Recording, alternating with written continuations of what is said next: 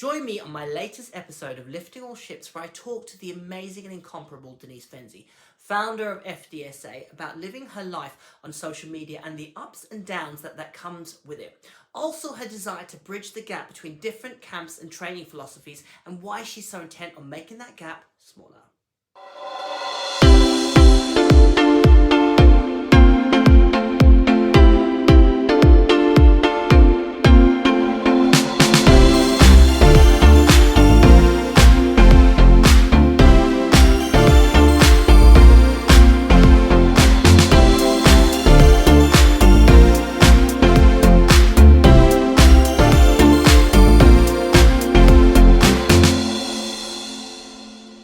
So, welcome to today's episode of Lifting All Ships. This is the one that I've very much been looking forward to having. My good friend and my colleague, my whatever you peer, all the things. I adore her, what she does, how she moves. I've been fortunate to be part of her academy, her faculty for, oh gosh, since it's been open, more or less. FDSA in some way, shape or form. Not quite as much as now as I have been in the past, but I love and always have supported what they do. I wanted to talk to my good friend Denise Fenzi today and have this conversation on Lifting All Ships. I've had Denise on the podcast before, and we've talked during the pandemic, and it was a great conversation, and really to grow that conversation and to hopefully give people inspiration and ideas about how we can dog train, how we can grow within our own community, how as a wider community we can converse and dialogue. So thank you, Denise, for your time. I know you're a very busy individual, so I do always appreciate your time and your coming to talk to me. So thank you very much. How are you keeping? I am well. Just so you know, I'm drinking tea with milk. That is in honor of you. Oh, bless you. Make a change from bourbon, Denise. Thanks for having me. I always enjoy talking to you. It's a pleasure. So how have you been keeping? I see you've been fully in the throes of training. Your Superboy. How's it going? And now that you're fully into the training mode, how is it feeling? How's it going? You know, people say to me, how do you motivate yourself to keep training? And I'm like, training is what gets me out of bed in the morning. Like, I can't even fathom that way of thinking about dog training as an obligation. Yeah. Right now, that dog, I'm not kidding. It gets me up. It gets me moving. I cannot wait to get outside and work. I am at the point where he has a monthly lesson with a decoy, Joaquin Vivat. So he gets 3 days a month.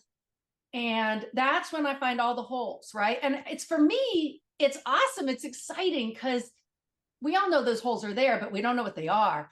And there's nothing like kind of the pressure of the test. You know, an outsider coming in and you think you have it a piece.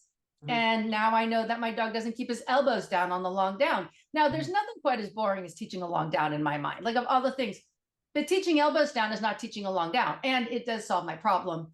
So that's 10 points. I don't want to lose that. So I walked away from this weekend. Oh my gosh, I have to teach meaning for the horn. Oh my gosh, I have to teach my long down. And I am in a wonderful, wonderful place with that. I mean, my dog drives me out the door as hard as I drive him out the door, so that sense of having a dog who is on your page, like both of you are equally excited to do the thing. That's my happy place in a big, big way. So that's pretty awesome. It's great. You can see that with your interactions with him. And as you know, I suppose, I don't know whether people will be aware that obviously with your previous couple of dogs, you didn't compete with them, Lyra and Brito, for various reasons. I think it was partly commitments and life, etc. And they weren't the dogs that necessarily went, oh, I love to compete and train. You trained them, but they weren't like hungry for it. And I knew, when you were thinking about getting a puppy, how you just wanted, you kept on saying, I just want a dog that's on side, that have that. And you found that in your boy now. So what is he like as a dog? How would you describe him as a dog then? On the plus side, he loves me to the moon and back. He is my buddy. I love just throwing him in the car and taking him along when I go places. On the not so positive side, he is not a tolerant dog. So what that means is other people cannot interact with him. And he will tell you that you may not touch him. So it's not scary. He'll growl. He looks at you and he growls. It's information. It's clear. And that kind of complicates life a little bit because people are so used to dogs being community property in this country. And everybody wants to, interact. So I think that's his greatest, let's say, flaw because of the community we live in. If I did not live in a world where people wanted to touch my dog, it would be actually a non-issue. But they do. So that's not great. I think his greatest strengths are he's a very, very sound dog in all ways. Environmentally, he's very sound and aware, but not like the first time he heard gunfire, he absolutely snapped around and looked. And then he said, then he heard it again. He's like, oh, all right. So his recovery is amazing. His basic temperament for the things I want to do, his love of working, those pieces are really lovely. It's really lovely. He's much harder than my girls. And when I say harder, I don't mean difficult. I mean sturdy. He's so sturdy compared to my girls. And if I make a mistake, it doesn't matter. So for example, I was training him and his tooth caught my ring by, and I went, ow, because it hurt. But I didn't have to worry that he was going to hit the ground and pee. He's like, what? And that was it. And I'm like, okay, let's just move on. Because it was not at him. It was spontaneous. I love that. That patina of hardness, I call it. He's just got a hardness about him. He's a very, what we call a clear-headed dog. It's easy for him to think and process and learn. A decoy commented he'd never seen a dog in 12 years that picked up a new concept so quickly. I think in part that's how I train.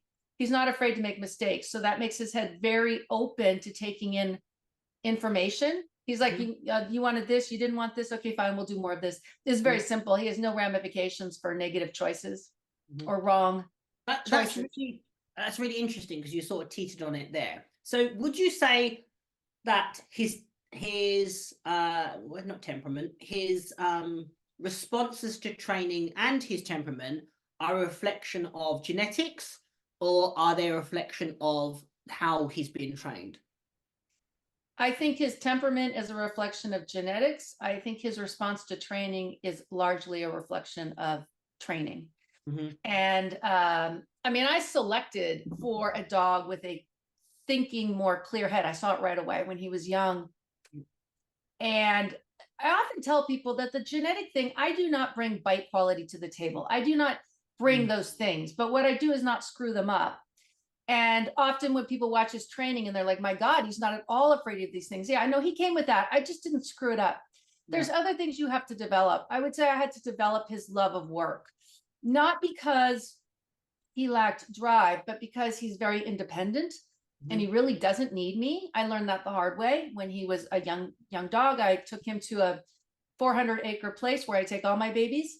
I took him off leash and I went for a walk. I always do that. And I went one way and he went the other. And I've never had that happen with a young puppy, because young puppies are supposed to be afraid of dying, and he wasn't too worried about it. And that was a huge heads up for me that he's not playing my games to make me happy. He's playing my games to self-satisfy. And it took time. Kisu had this too. It took time for him to recognize that we shared the same interests and that playing my games my way worked out better for him. And then I think through that and through the development of the relationship is where we got to where we are now, which is I am his world. Wow. But it was more complex because like a dog like Reka needed me because she was insecure. She had a threat of insecurity, which didn't stop her from doing a lot of things, but it did mean that her cooperation was largely based in her need to keep, I used to joke, I'd say, she'd think, if I do it wrong, are you going to like get rid of me? But she sometimes came across like that. Not that I ever did anything. Yeah. Kisu's attitude to doing things wrong was, yeah, and Zen's attitude to doing things wrong is, well, I don't really care what you do. I'm over here. I got my toy. I've got my ball. I'm feeling pretty good about life. And on that spectrum, the more independent dog who really doesn't care that much about you being happy with them, what they bring to the table is that sturdy hardness, the ability to work alone. So when he was about 5 months old, I brought him to do his one and only protection session before he was a year of age. Mhm. And by the end of the session, I was letting him go on one side of a field. This field is about 100 yards long and 50 yards wide. Mhm. And independent of me, he is searching the whole place to find a person with a toy. And he was not looking back. And that person was going in buildings and Wow. doing weird things. And he didn't need me. He does not need me. Mhm. And with a dog like that, some people hate a dog like that because you really do have to find ways to insert yourself and to make yourself valuable. But I love dogs like that because the first year is harder, but I think the lifetime with a dog like that is so much easier. I think building a dog up and maintaining confidence in a dog that's a little fragile, I find that more difficult Mhm. than taking a dog who already thinks he's the center of the universe and putting myself in that picture. I Mhm. think a lot of people would not enjoy him at all. Like his retrieve Mhm. is something I have to maintain for life. He's not a dog who brings it back so that I'll throw it again. He Yeah. brings it back, stands 4 feet away, and every single time thinks about whether or not he actually wants to give it to me. I mean, he has a trained retrieve. That's different. Yeah. Just Yeah. Yeah. right. Yeah. And while some days I find that very frustrating, in the big picture, I wouldn't change it because I believe it's linked to confidence. I believe that qualities come in pairs and the package that includes that independence also includes things that I find hard to get if you don't have them. Yeah, that's really interesting. So, he obviously is he half Groenendael, half Turf? Let me think. Well, yeah, his genetics, if you do a DNA test, is 100% Malinois. Oh, His okay. father is Turf and his mother is a black dog, a Groenendael. And that's just because of the complexity of the Belgian breed. Almost Yeah. all the working dogs, regardless of color, come back as Malinois. Wow. Yeah. So So can you compete with him at FCI competitions then? Could you take him to the FCIs in a sport? Or yes is he? and no. He Oh, has an FCI pedigree because he was born in Canada.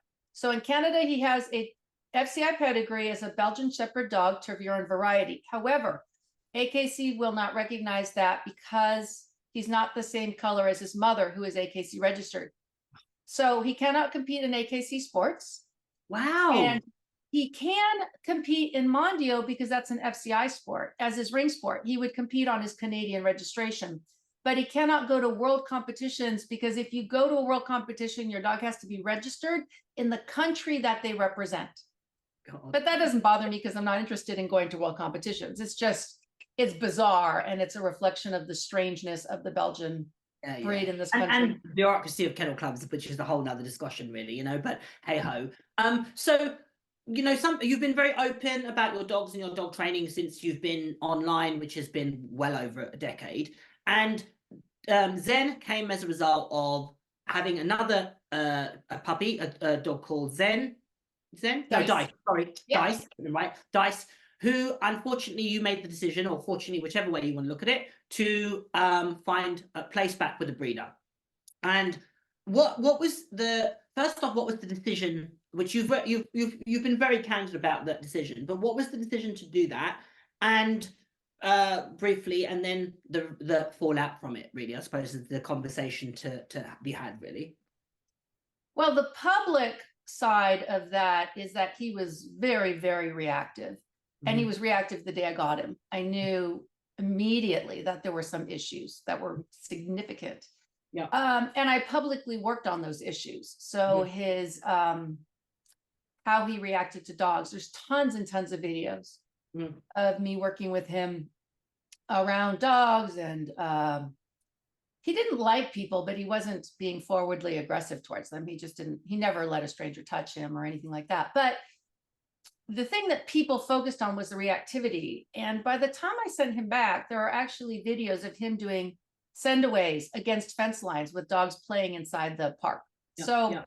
He actually did get to a point where he was in pretty good shape. But what I didn't talk about publicly was something else, and that was what was happening in my house. And there were several issues that were becoming enormously problematic.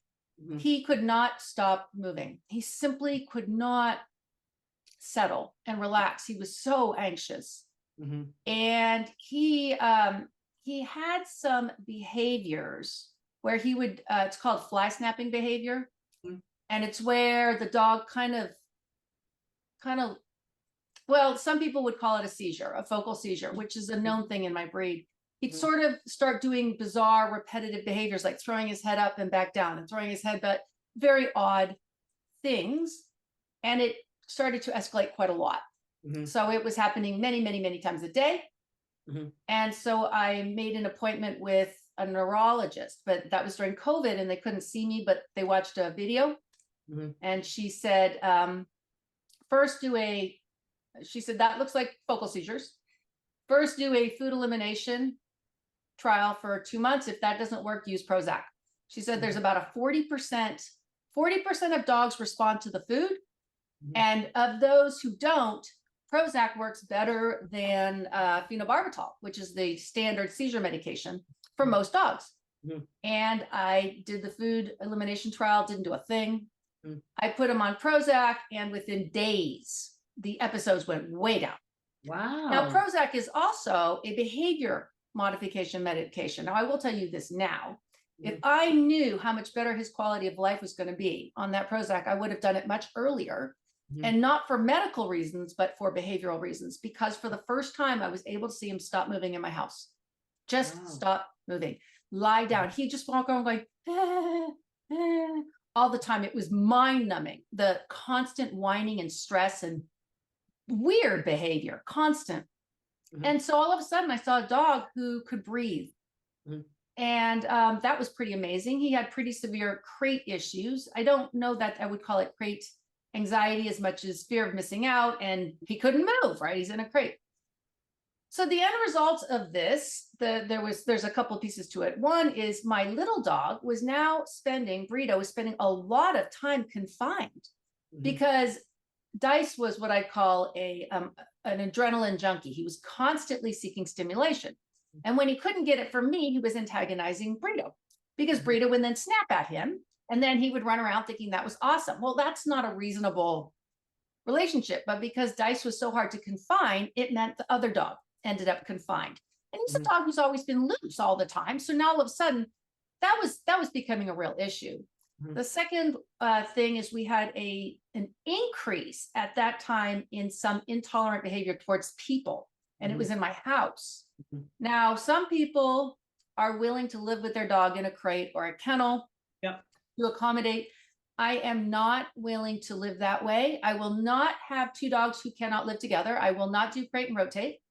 Having done something on those lines, I said, I'll never do this again. I will not live with two dogs that seriously want to kill each other for the same reason. I've done it once. I will never do that again. It's so stressful for the family.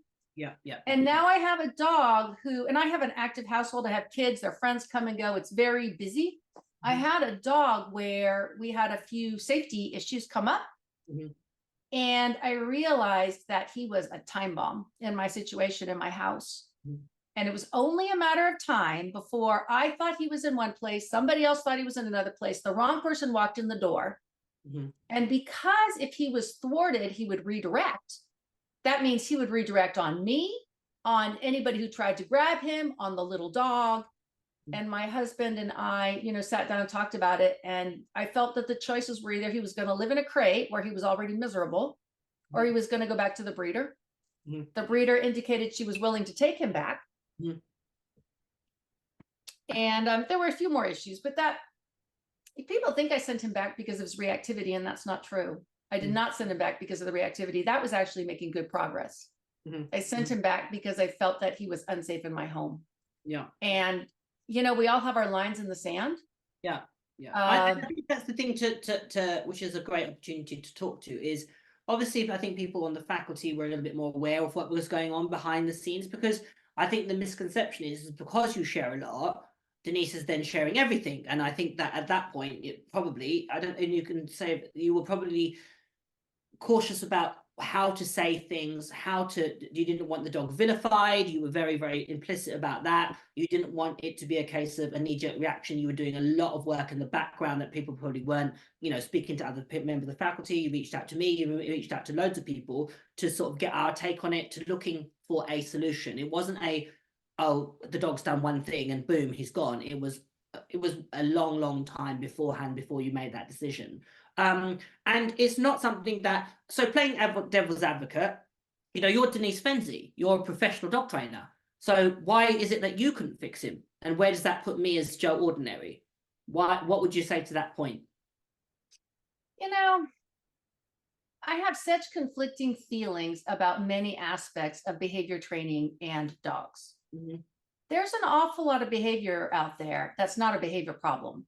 It's just, you just need to tweak the way you're living with your dog, handling your dog, managing your dog, accepting your dog, and I see a lot of that. I see dogs walking down the street acting the fool, and I'm watching them and I'm thinking, that dog's not reactive. That dog just needs to be told what to do. It just needs some structure. I know you want to do this, but we're actually going to do this. And the dog goes, oh, okay. It's like, and then you see the miracle cure, right? 3 sessions later and the dog's not doing it. But that's just a dog that wasn't ever reactive. That's just a dog who had a gap and didn't know what to do with it. So filled it.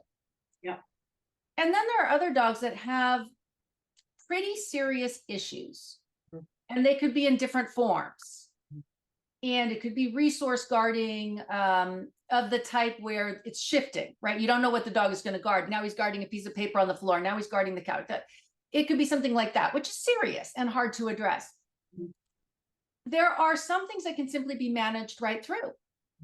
If you're a single person living alone and nobody comes to your house, frankly, having a dog that's aggressive about people coming in your house just doesn't matter. You can put them in a crate, But as I've been interacting with people, and after I sent Dice back in particular, I came to understand how many people have given up many years of their life to save a dog that is ruining their quality of life. So they don't have relationships with other people because their dog doesn't tolerate it. They don't have children because they're afraid of what might happen. They don't leave their house because the separation anxiety is so great. And when you talk to them, they say for 12 years, 14 years, whatever, they gave up some prime years of their life. And with hindsight, there is pride that they did that for the dog and regret. And without exception, they say they don't ever want to do that again, that it was a big ask, My giving that dog back gave a lot of people permission to make decisions, not necessarily to euthanize. That's where everybody's brain goes, but to send a dog back to the breeder, or maybe to really look hard at whether or not, if you have 2 dogs in your house that are killing each other, trying to kill each other, you can place one of the dogs, right? That's not a terrible thing. The dog's quality of life probably is going to improve quite a lot. So one of the biggest things when Dice went back is that Burrito's quality of life went through the roof because he was free again. He could run around my house again. He could be a pet again.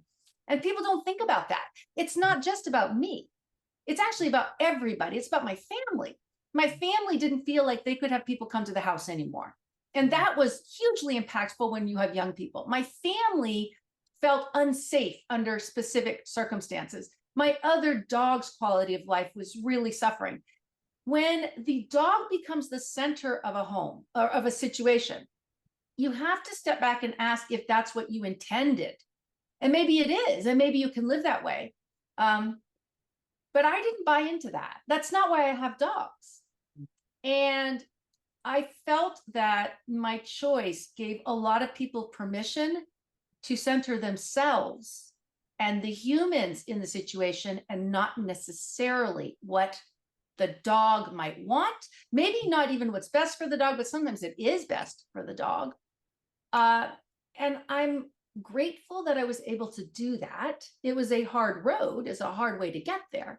Yeah. But the end result, people ask me about that on occasion. Do I regret it? And I would say not one day has gone by that I felt I made a mistake, not once. And that's so just to talk to that point, I think that rehoming a dog is a emotive triggering discussion, because people instantly judge, especially for you people like ourselves, especially people put us in hold us in a certain regard. They, especially obviously with the platform that you have, people look to you as a with a lot of responsibility. But I think they also sometimes miss, which is we're going to talk about in more detail, is that you are a human being, and it isn't just all about Denise Fenzi, contrary to what whether people believe or not. There are other factors involved. There is family members, there's your children, there's your lifestyle, there is the wider society. And I think that's the thing that to bring that people need to be aware of. And the decision to rehome any dog shouldn't be one that's taken lightly. And as you can hear with Denise, it definitely wasn't.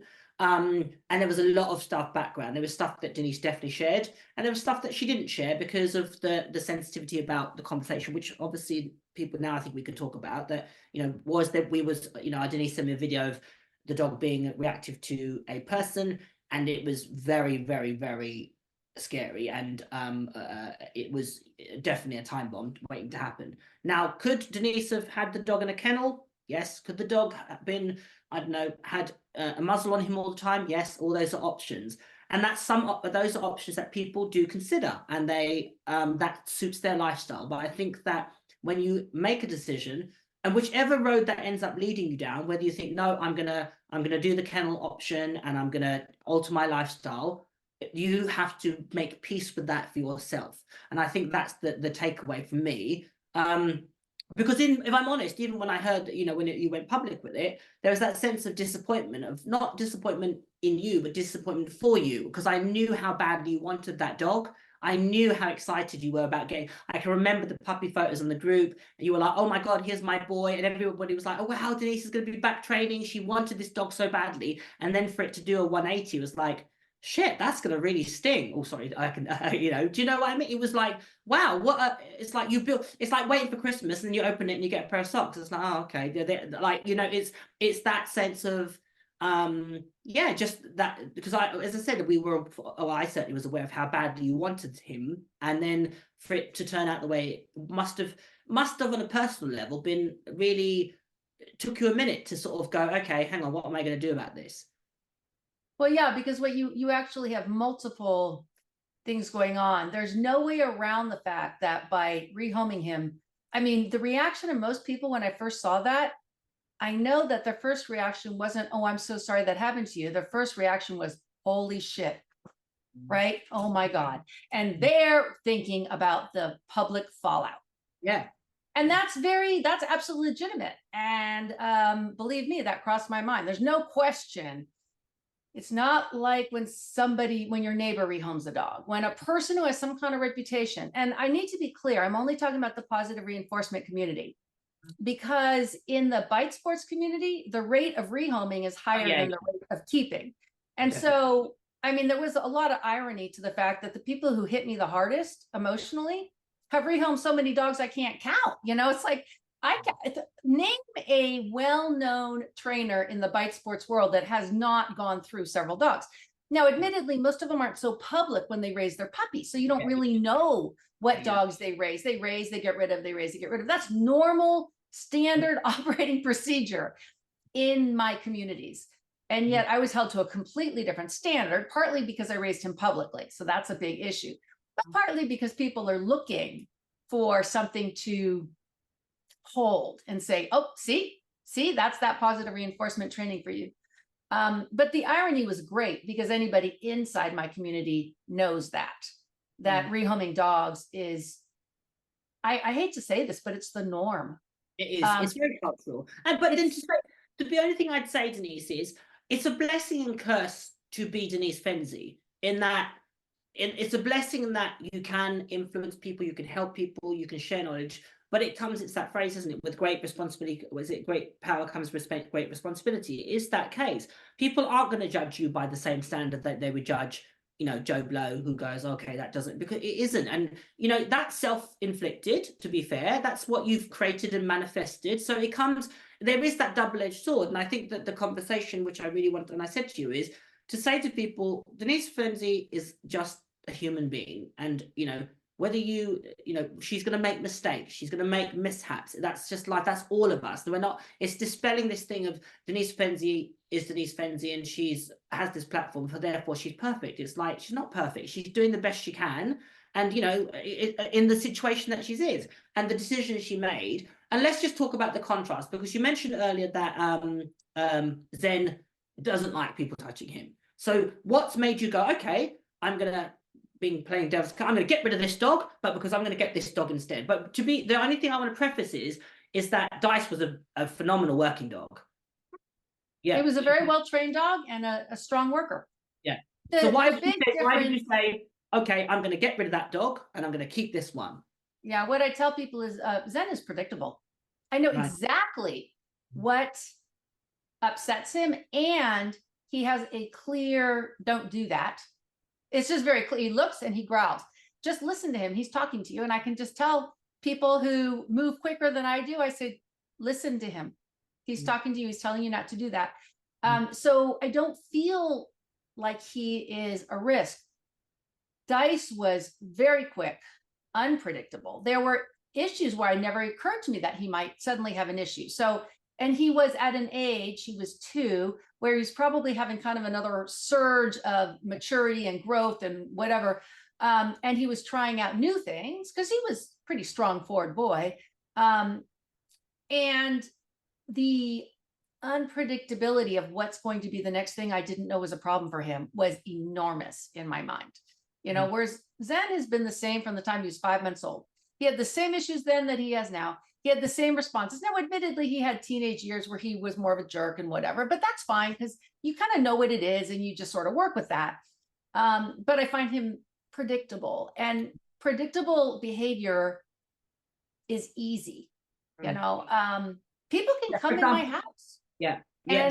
Like a black dog. I see a black dog, I put it on the lead. Easy. But if you don't know absolutely. So with Zen, can your family members be around him? Can your kids have people in the house, or does that have to be managed and monitored as well? No, that's fine. People can come in, they just aren't supposed to interact with him. And if I'm not home, I don't leave him loose in the house. So I either bring him with me or I crate him. If I think people might be coming, if nobody's coming and going, he's loose in the house. But I don't leave the house when I know my kids are going to have friends over. I could. He's never done anything to concern me. I'm actually less worried about him than I am about them, because, every once in a while, somebody comes over and they're just sure that all dogs will like them. Like, that's the problem. So that's why I'm careful. He really is my dog, and he doesn't interact. He interacts with me and my husband. He really doesn't interact with my kids. And I just tell them, just leave him alone. Just leave him alone. He's my dog. You want a dog, get a dog. You want a dog, play with Burrito. But again, it's the predictability. And I don't think people quite understand. So many people say my dog is fine 99% of the time. In some ways, that's the worst possible scenario, because then they get it. First of all, they put a judgment on it. See, he's a good dog 99% of the time. It's not good and bad. It's what happens in the 1% that we all need to be paying attention to. Most dogs aren't difficult all the time. But I find the predictability to be a huge driver of whether or not I can make something work.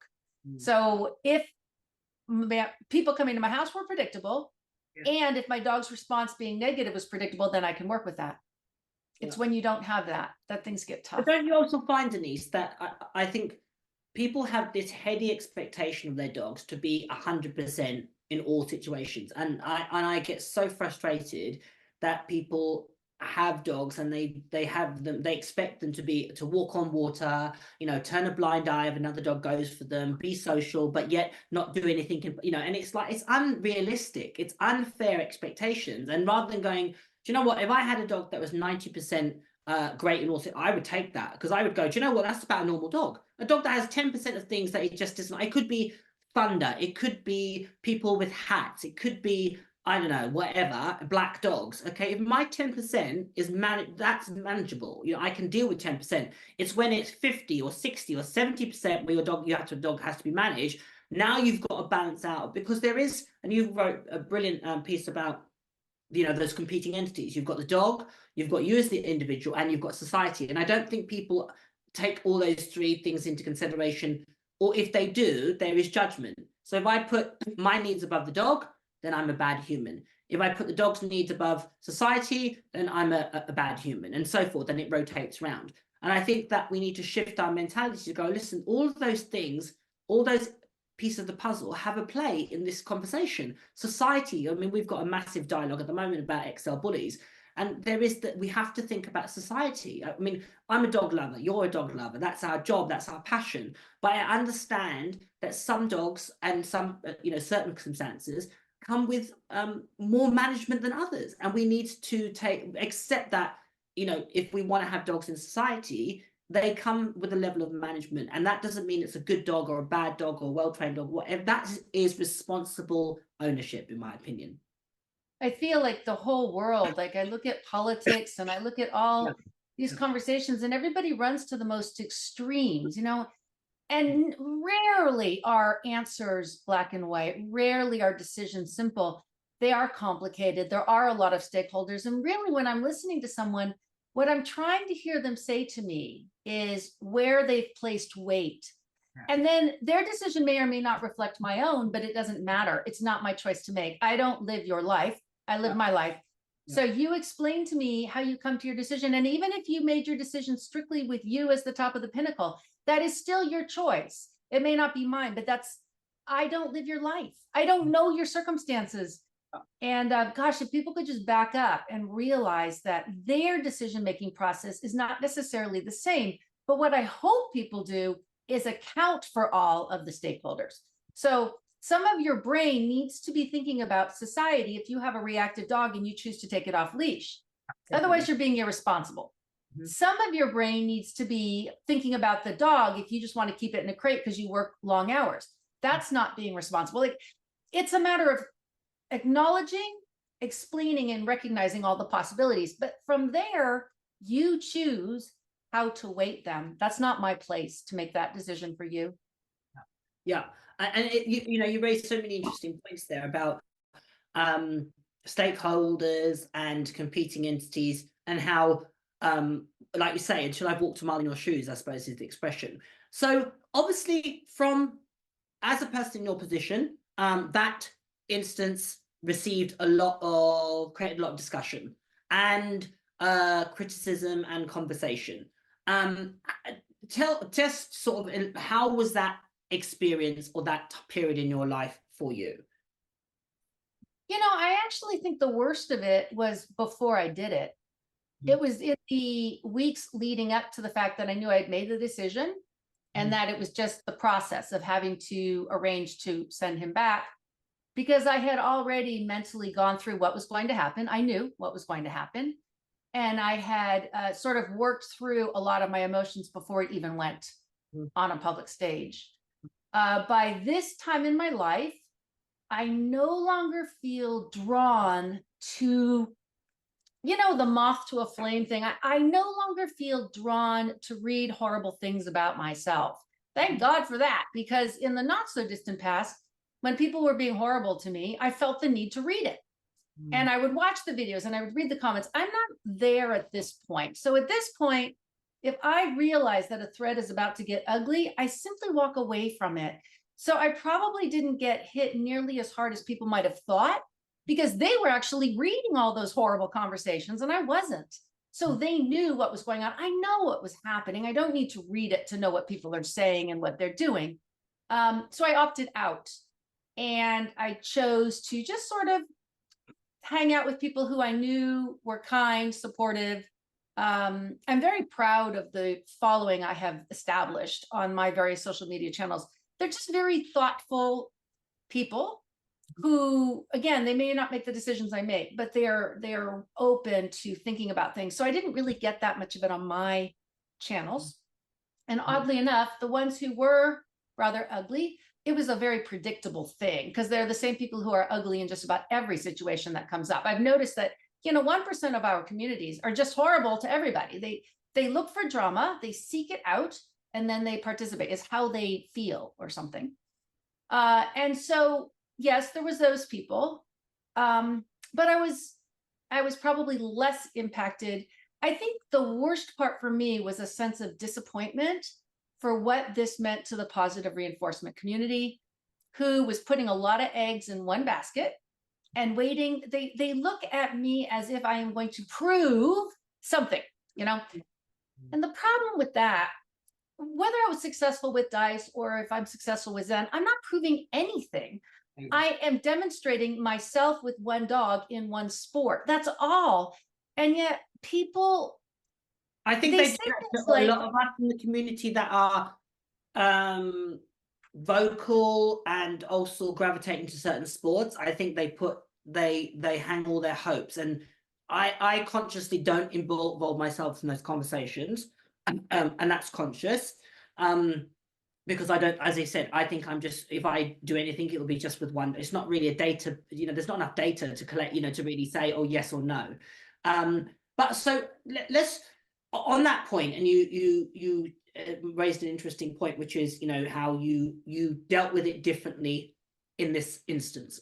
But, in the past, when you first started FDSA and you've moved through your journey as a business owner, as a public figure, etc., there's been various points when people have passed judgment on what you do, criticized you. How have you moved from a point of where you took it?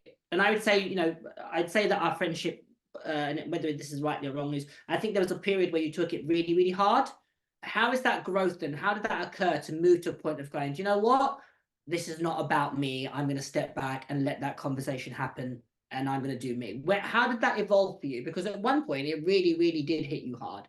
absolutely. Well, first of all, I'm a very neutral, realistic place now. I love people more than ever, and I dislike groups more than ever. And people in groups are not the same. So 5 people together is not the same as 5 people individually. Groups have a personality and a culture and a direction that they take, and it doesn't tend to be a good one. So as a rule, unless a real effort is being made, groups tend to sink to the lowest, most unkind denominator. And so back in the day, I've always been a little bit on the inflammatory side because I say what I think, and often that's not what's in line with whoever I'm supposed to be in line with, depending on who I'm talking to. I've always been very outspoken. And I generally got away with it. Most people just let it go, but then they didn't always. And I think that sense of all you have to do is be more logical and this will be fine. That was an error, thinking that they simply didn't understand. So then you would explain yourself in a very logical way and you're thinking, well, that'll take care of it. And one of the things I learned, but it took several years, is that some people listen to misunderstand. And that has been one of the most pivotal pieces of information in my ability to move forward.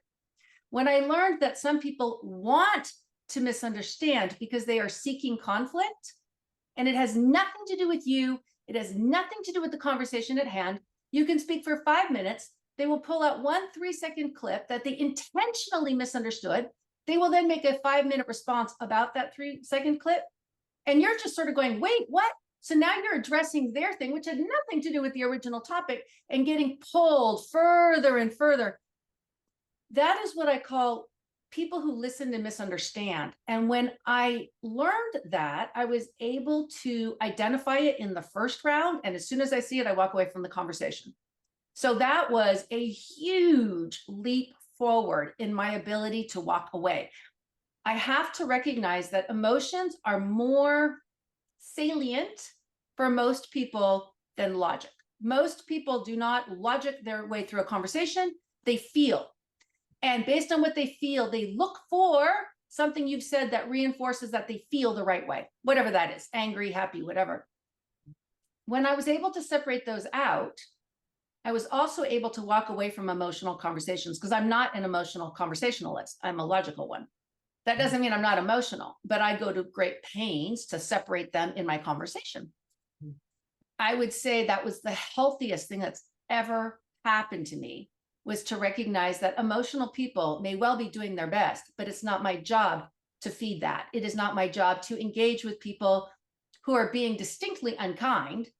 I don't care why. I understand that it might be that they had a terrible childhood, but at the end of the day, it's not my place to take responsibility to fix them, to soothe them. that's theirs to work out. It's my job to live my life according to what I believe in. And I have some pretty passionate beliefs, and they are exceptionally rooted in the dog community. I really believe in kindness. I really believe in doing your best by dogs, by people, by society. I believe these things a lot. And that is where my energy needs to go and stay. So where was the, sorry, so where was the shift then? Because that, as an individual, was there a pivotal moment? Was there an instance where you went, hang on a second, this is now becoming there was. Okay. Well, what happened was, as I was on social media, maybe roughly approximately 5 people that I am aware of that have some status in the community got hit hard. Michael Shikashio, Kim Brophy, a couple folks over on TikTok. And I observed a pattern. And that's when I realized how the group takes over the conversation and how logic gets left behind and how people start to feed each other and the drama at the expense of a person who is no longer an individual, but they're a figure. They're just a thing out there. And I watched the damage done to the individuals, and I observed very carefully how each one of these people attempted to address the situation. And I observed across the board failure when the person came back with a logical, kind, I'm sorry, these are my thoughts. And that was so important for me to recognize that it had nothing to do with the behavior of the one who was being targeted.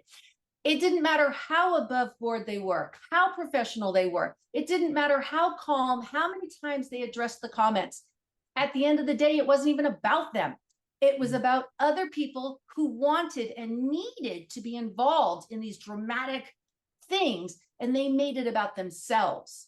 So you chose to have this conversation with that bad person, and you're ruining dogs. And at that point is when I started to see the same names over and over. It did not matter what the conversation was. I noticed the same tactics, taking that 3-second clip out of a 5-minute explanation and taking it off the base we were on into some completely random direction.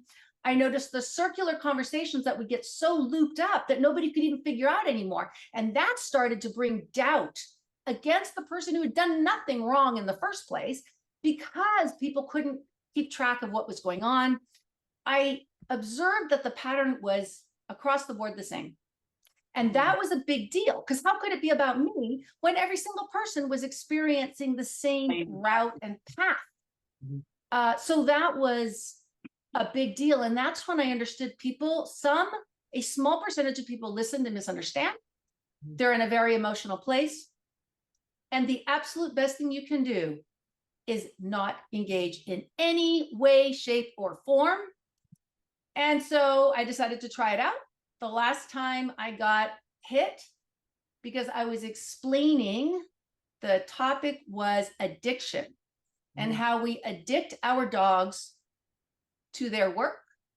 And as a result of addicting our dogs to their work, they will allow or put themselves in positions where they are really quite miserable because they want it so badly. And I compared that to human alcoholism and drug addiction, and how people will do things that they would never have done because they are being controlled by addiction. And a certain number of people chose to misunderstand what I was saying, chose to take that as being really horrible to drug addiction and people who are suffering. And when they waited 2 months to do it.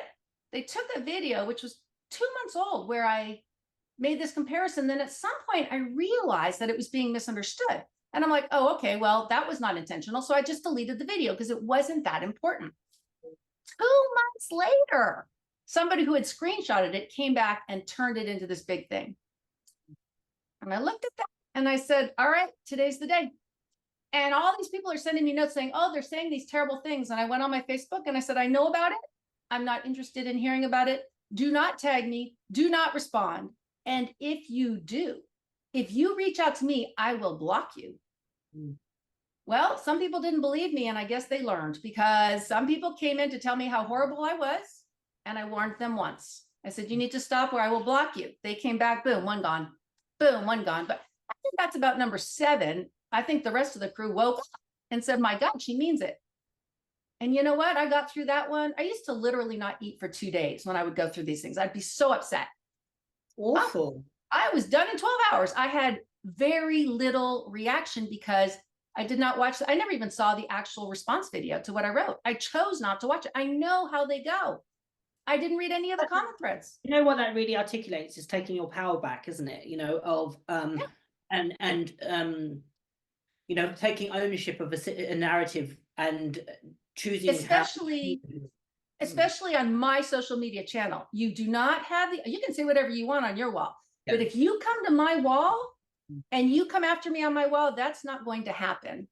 So what people do out there, I do not control. That's on you. The second thing I did, because sometimes you stumble upon, whether you want to or not, you're going to see a certain amount of it, and you're going to have that emotional reaction of, oh, that's painful, because it is. If it was somebody, like, let's say it was you. Let's say I stumbled on something where you were speaking poorly of me in a pointed way, not saying I don't like the way she teaches healing. I mean, being genuinely unkind. I would block you. I would send you, I've done this. I would send you a note and I would say, I saw this comment. It really hurt me. I thought we were in a different place. And to protect me, it's not even against you. I am going to block you so I don't have that experience again as I'm going through my social media. And I've done that now. And I wasn't interested in having a conversation, or I was simply saying that this is not the relationship I thought we had, and I cannot risk my emotional health. And I'm moving on. And when I saw how easily I got through that period, and I compared it to the periods of the past, it just changed everything. I control my social media channels hard now. I do not allow I used to not allow mistreatment of other people on my wall. Now I don't allow it towards me either. I used to allow it towards me, but not towards others. Oh, no, I put a stop to that. And I've just decided that I have things to do that are important in this world. And I can't spend my energy that way because, frankly, you can't keep doing it. I mean, I have PTSD from stuff that happened. That was so severe and so overwhelming that I literally left FDSA for a year to work on getting my health back, for lack of a better term. It was horrible. It was a horrible time to see it was horrible. Your friend, you know, going through that, and somebody that you care about. And I think that it was one of those situations that all the people, it was interesting because my take on all these things is, my own personal take is, it shows people that are really truly for you, that they will stand by you unwaveringly no matter what, and they know the core essence of who you are. And my belief is that you are a person with good intentions. I see that from the creation of FDSA. You know, when FDSA came to be, it was my feeling, and you can again correct me if I'm wrong, my feeling was the intention of this organization is to promote, advocate, support, publicize reinforcement-based dog training, and make it accessible for all. And and I'm being really blunt, your pricing was so that it was attainable. So you weren't it wasn't exclusive. It wasn't, you know, that as if you had to be a multi-millionaire to subscribe to your content. It was accessibility. And I thought, no, that's great intentions. And it's ironic that, I mean, I suppose it'd be interesting to know whether you anticipated, you know, because I think that what that did is it put you, I'm sure unintentionally, on some sort of pedestal. And I think from that pedestal, there's a long way down that I don't think you did it. I think that it was a byproduct of that intention, really.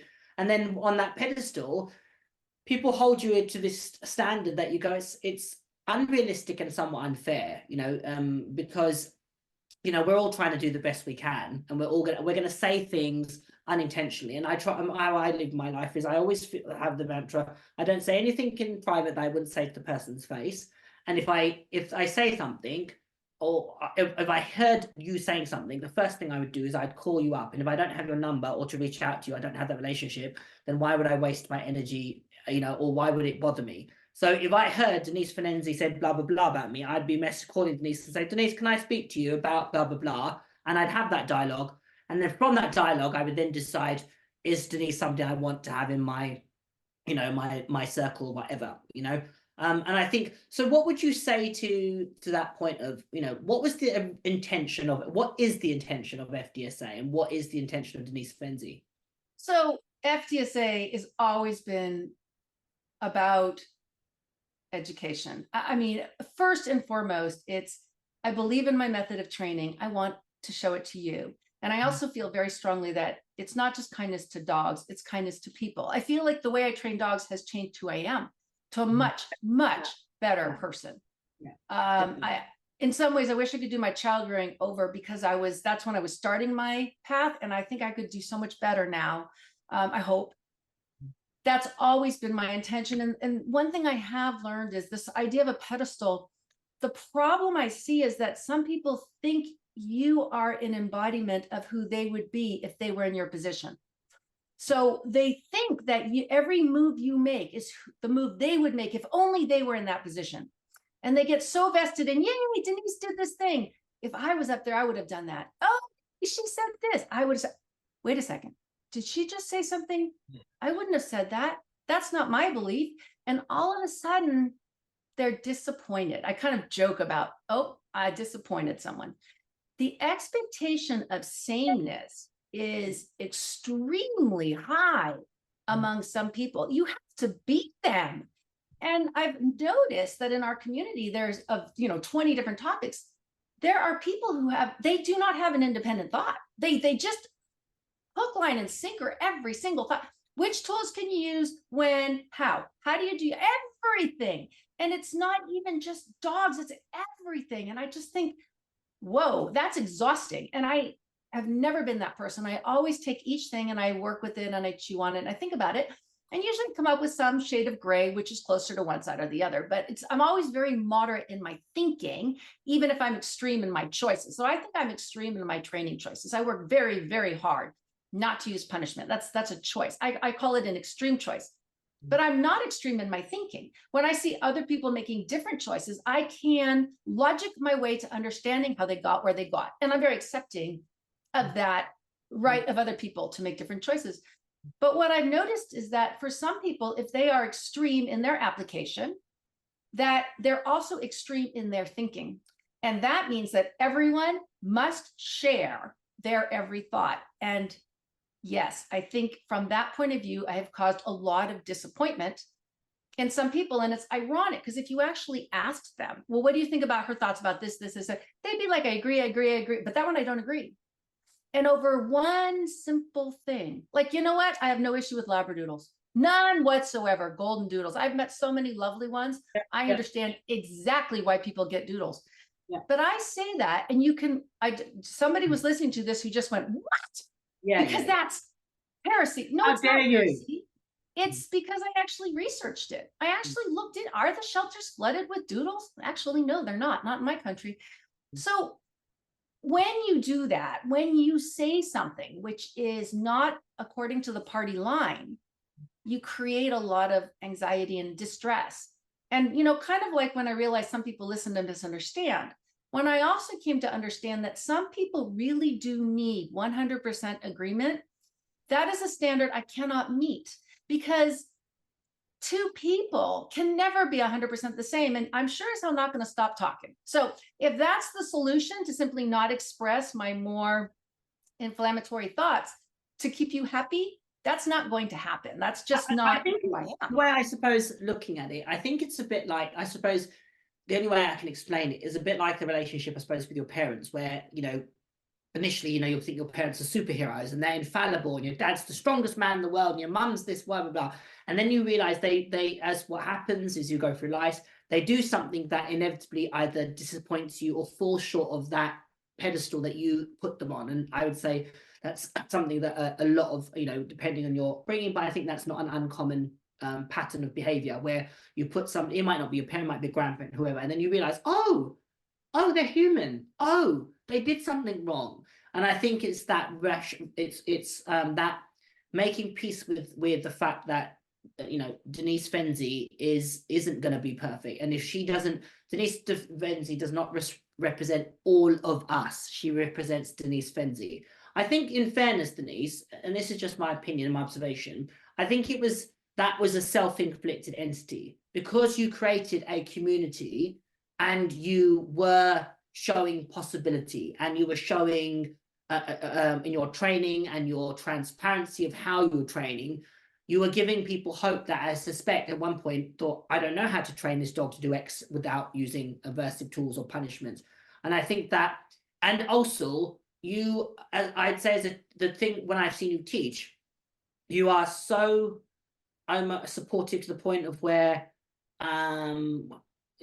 you are almost protective of your students' learning so that they don't fail and they don't get, and it's that bit of you that I think is, if I'm part of me questions, did that create that, you know, where you were so, that sense of community, that protective entity to your community.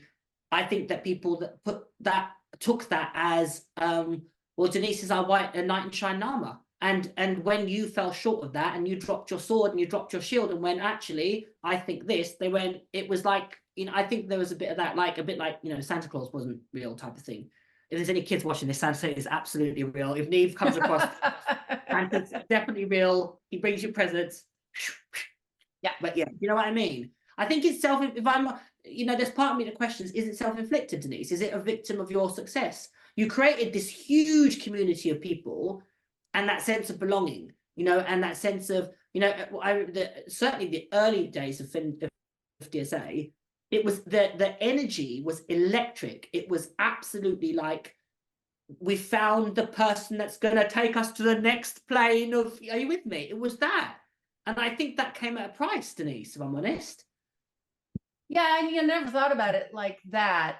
It's interesting because that feeling is coming back. It was really prevalent at camp this year in Oregon. Oh, that's great. But I also think it's a different group in the sense of there's a winnowing process. And I still feel strongly about accessibility in dog training. I feel really strongly about that. I want everybody who's interested to come and take a look at what you can do. And I will always do that. And I will always make an effort because it's just a core part of who I am. At the same time, I think all the ups and downs that I've been through and the school have been through has also kind of taken the 1% off the edge. The people who really needed that exact way of thinking about every thought, and those people have, because they're disappointed and because they have such a need for sameness, have decided to move on. That's okay. And I'm okay with that because there's a personal sadness because I want everyone to feel like they can be included.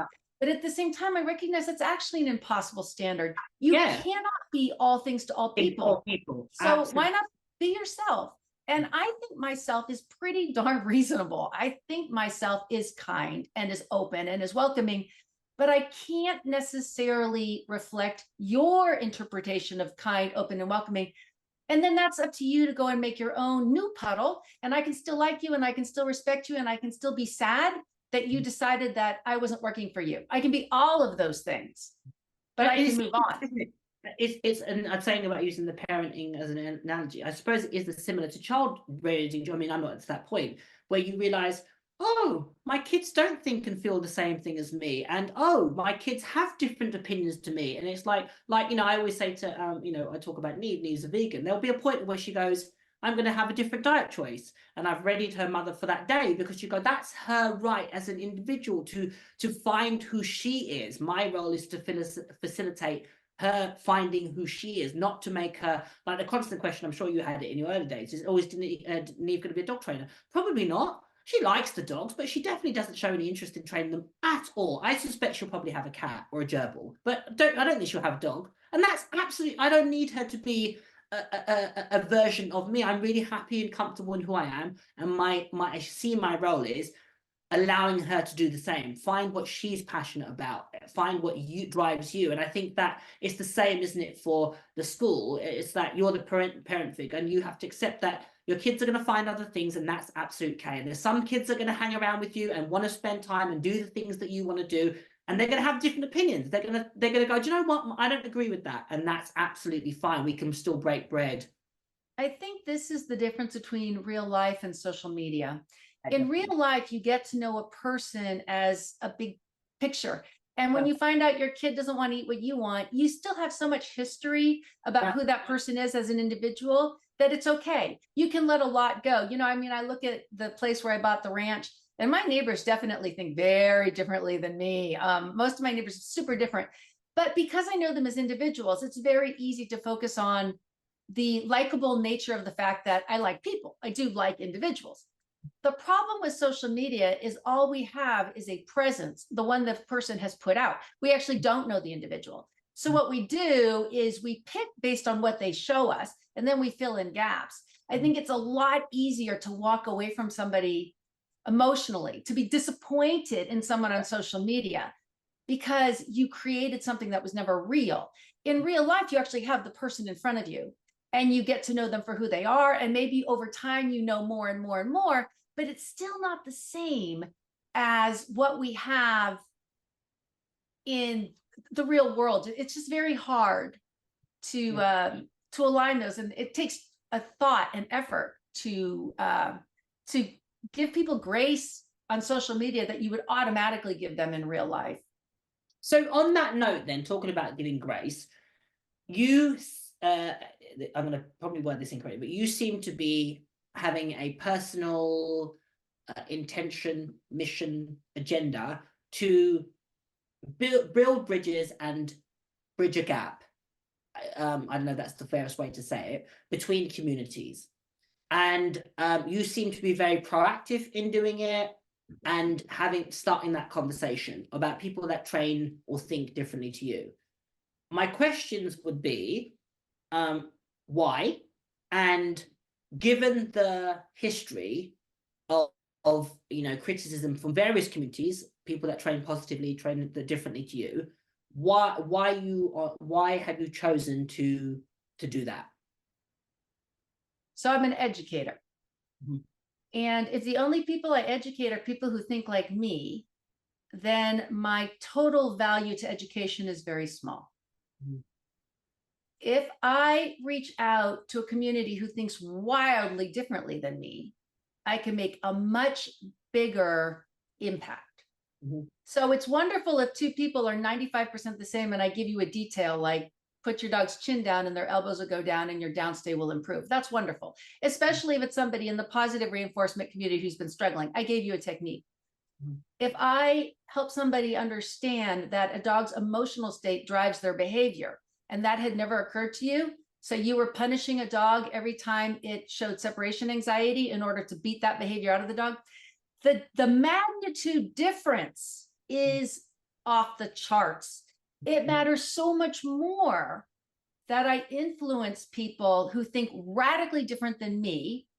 If one, I think they're straight up wrong in terms of the science of the matter. I think they really simply are uneducated about a matter. Or two, that I think by giving them some information, I can significantly improve the quality of their training and therefore their dog's quality of life.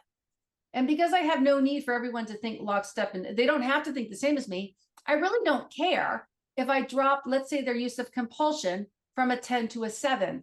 I have still improved the quality of life of that dog. And I've still given that person information that hopefully they will use going forward to make better decisions for future dogs or maybe their clients. I think maybe if I was a more black and white thinker, that would be a problem because I would feel like I need you to think exactly like me. And then I would be disappointed if you didn't, but I don't think that way. And I don't keep tabs. If somebody asks me for help on something, I don't then follow it up to see if they're doing it, changing their way. I'm not even interested. I simply want to provide information because maybe I'm not the one you need to hear from. Maybe I'm going to say something and you're going to ignore me. And then maybe you're going to say something and the person's going to hear it. I don't even care. And I would say I would not say I felt this way when I started the school. So that was 10 years ago. I was still not evangelical, but annoying. And then as I moved, probably maybe 5 years ago, I lost all of that. I just came to a much, there was a period in there where I was low-level smug. So let me give you an example. Mm-hmm. I'm walking down the street and I see somebody on a prong collar and I have a little bit of a reaction to it. Like, oh, that's too bad.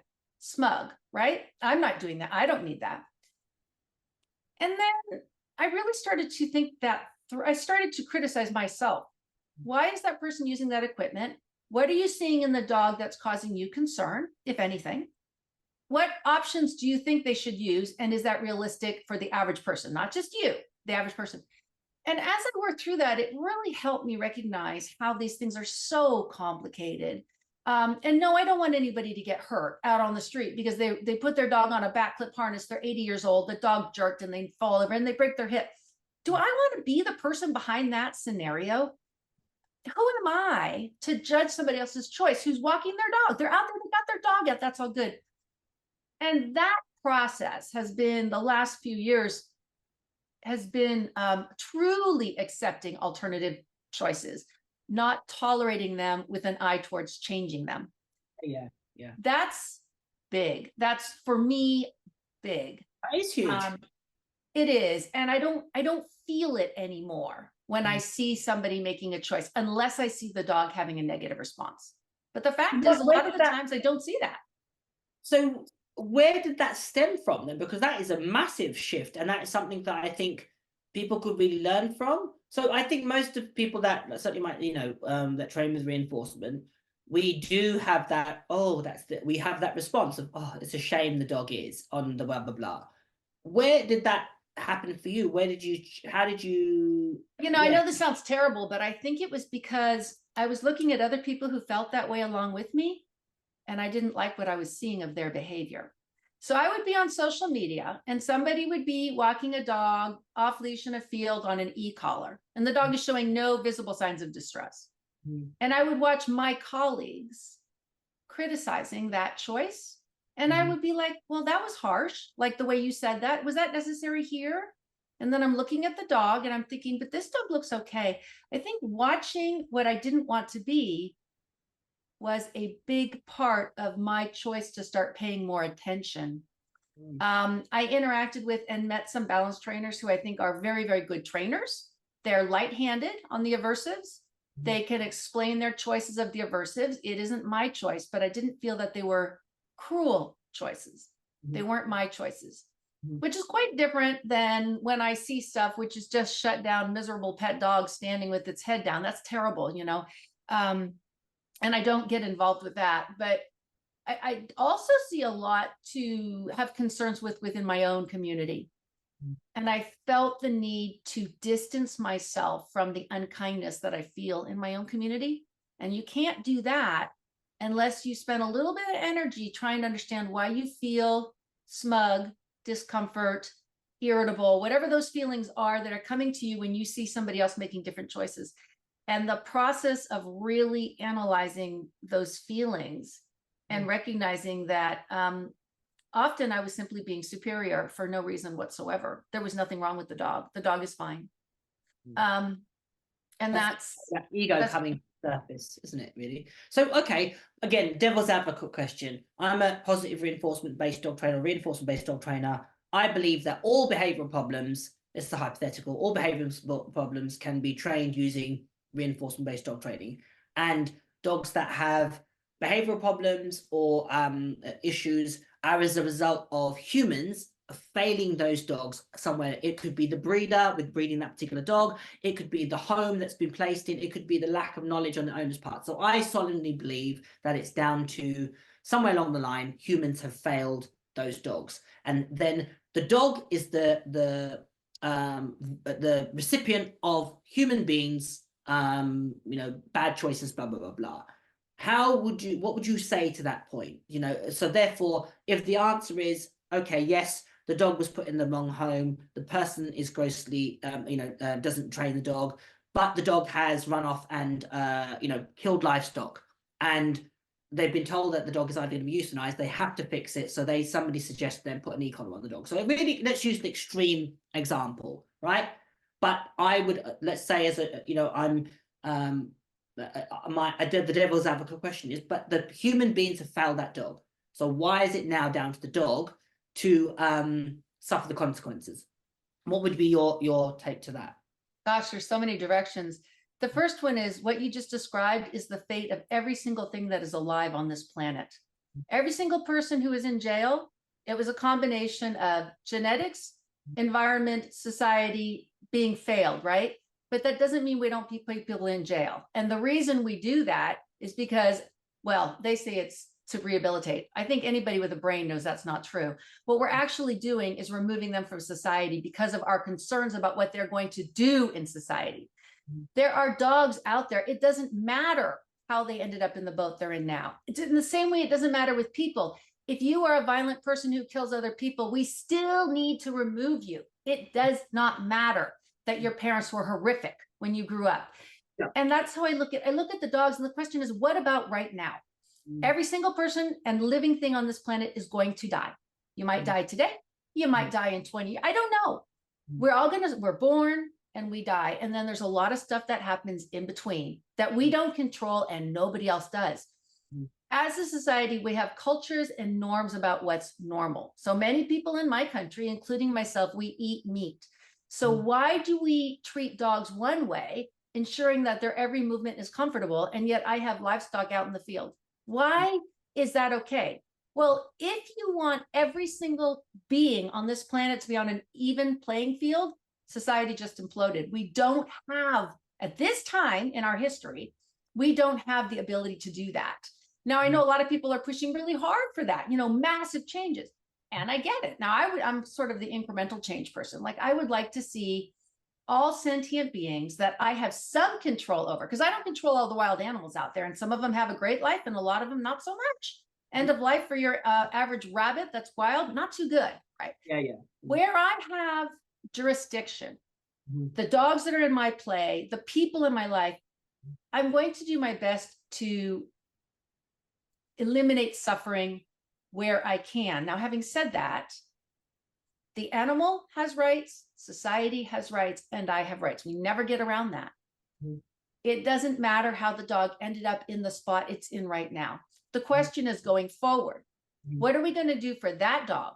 What are we going to do for our future dogs? How can we learn from the experience? What are we going to do for society? And then we're going to make a decision.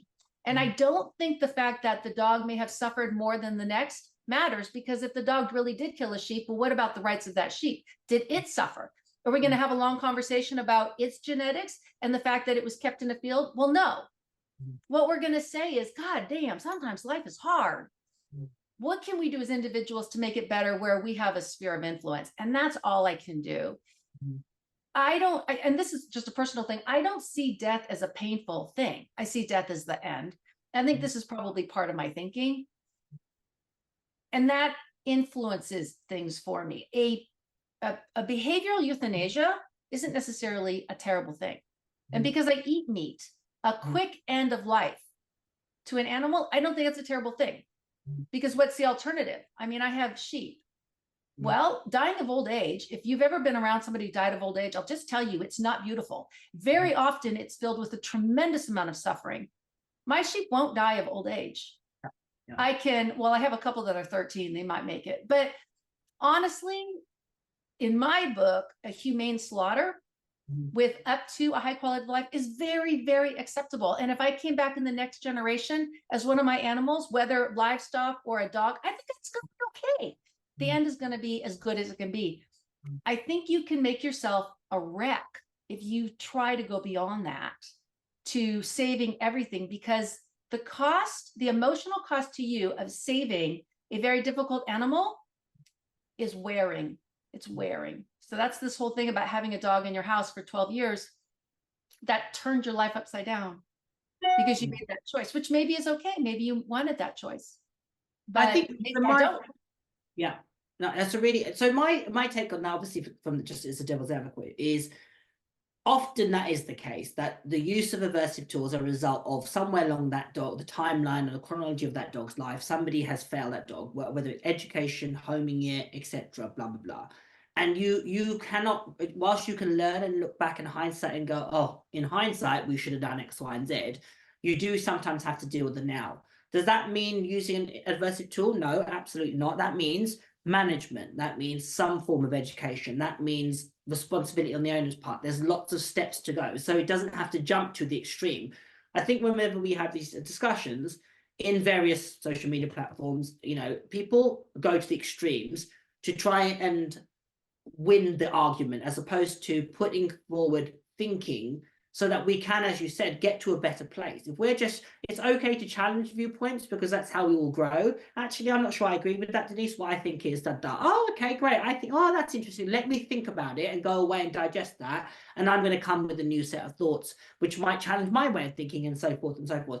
That's how we get to that we make incremental changes to move to a place where actually let's provide educational platforms where people can see that Denise Fenzi has her dogs around livestock, and this is how she trains it without the use of aversive tools. Let's talk, have somebody like Kamal Fernandez and so forth, or whoever, it doesn't matter.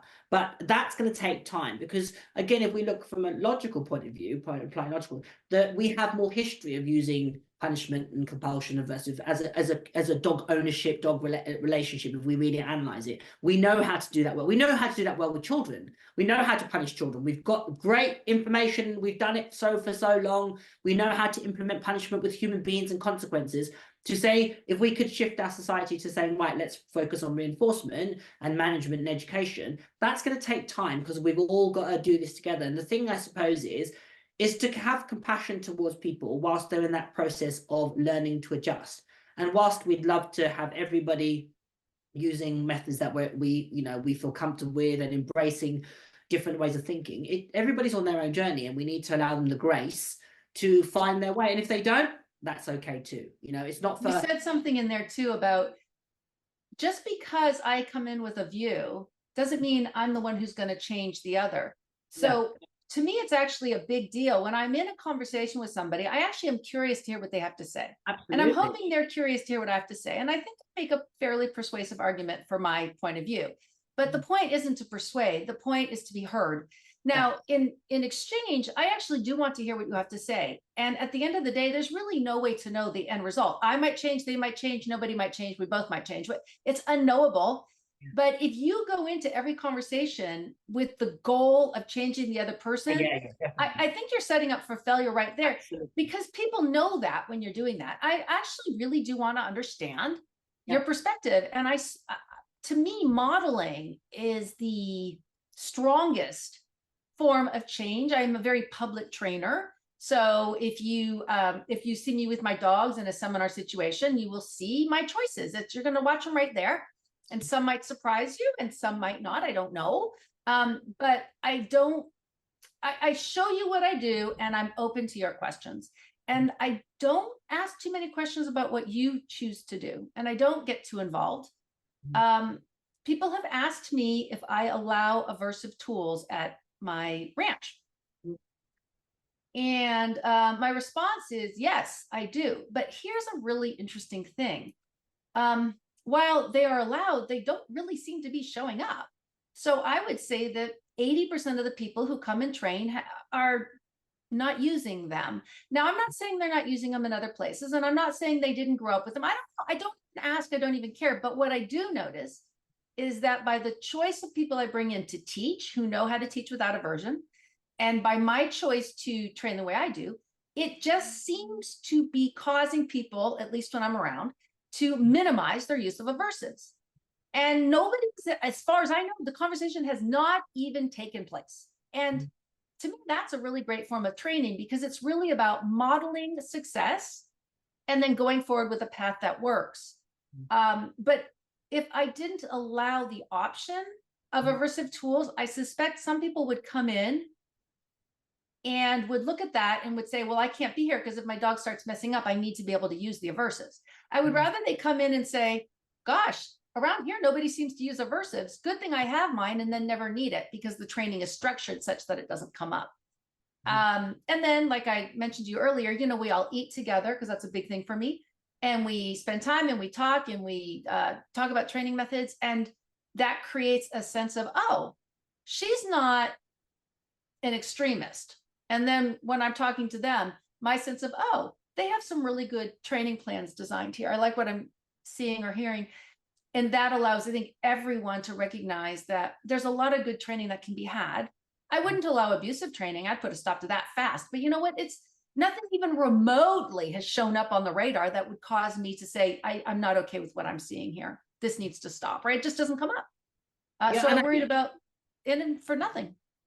And I think certainly in, obviously bite work, there is a culture towards using aversives and compulsions. It's accepted. It's and certainly in the States, even more so in dog sports generally, I'd say aversives and compulsion and pinch collars are quite standard. Nobody batters an eyelid if you took a pinch collar to an obedience competition or obedience seminar. So if you were, as from your perspective or my perspective, if you go in there going, you're the Antichrist, you're going to instantly put up a barrier. And not only are you going to not be heard and potentially influence or change or maybe just demonstrate, or not, none of that, or just you are not going to be operating from a place of kindness. And I think that if you genuinely want to help people, i.e. help their dogs, you have to be willing to do so from a place not of judgment. Oh, you're a bad person because you're using X, Y, and Z. And I think that certainly for bite work sports, is there is so few people that are using reinforcement-based methods anywhere. If you went, I'm only going to train with, you'd probably be there with yourself, your dog, and that'd be it. You'd be twiddling your thumbs, there'd be tumbleweed through. So you have to give a little bit of give and take. The hope, I suppose, is one day that isn't the conversation, that there are more people that are interested in different ways of thinking, or less on, minimal use, whatever. As if again, it's that incremental change. So just on that note, then, so you're training for Mondio, and you're also doing is PSA now. Yeah. So what's the why the shift then? Dogs started running around. It's not that I shifted. I'm doing both. Why did I do that? Let me think about trying to remember. A friend of mine who does PSA invited me out to use his field, and that's an opportunity I don't walk away from.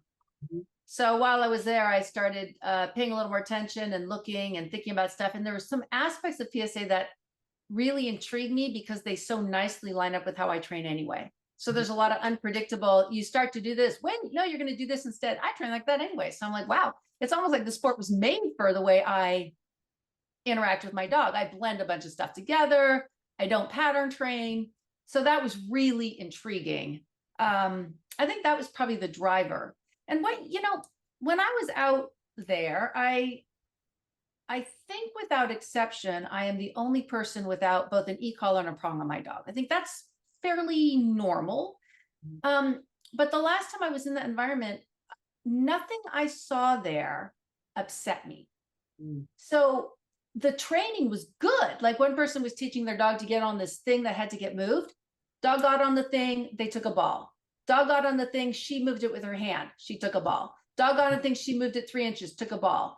Dog on the thing, another person moved it 3 inches, took a ball, right? So the dog was wearing equipment, but what I was seeing was the kind of training which was identical to what I would have done. When the dog made a mistake, it was more of a no, let's just get back up. It maybe not quite how I would have handled it, but certainly nothing that was upsetting. And even just listening to the conversations that were taking place. Now, I do recognize that that particular group is more sophisticated than many. And that does happen. There are going to be pockets around the world where for whatever reason, maybe an influential person in the sport, there's all kinds of possibilities. And then those people can have vast impact on training. But what I saw was people who, if they wanted to remove aversives from their training, were right on the cusp. They just may not know it because they already have the basics of breaking down the work. Now what they need is a better understanding of what you would do if you remove the aversives. And today I put up some stuff on food refusal, and several people are like, well, what would you do if he eats the food? And I'm always intrigued by that. What would you do if he fails? I have gone to great lengths to have him not fail in food refusal. So over the year I've done it, he has failed 2 times. But that's the piece of training they need to understand. And also a better grasp of what they would gain.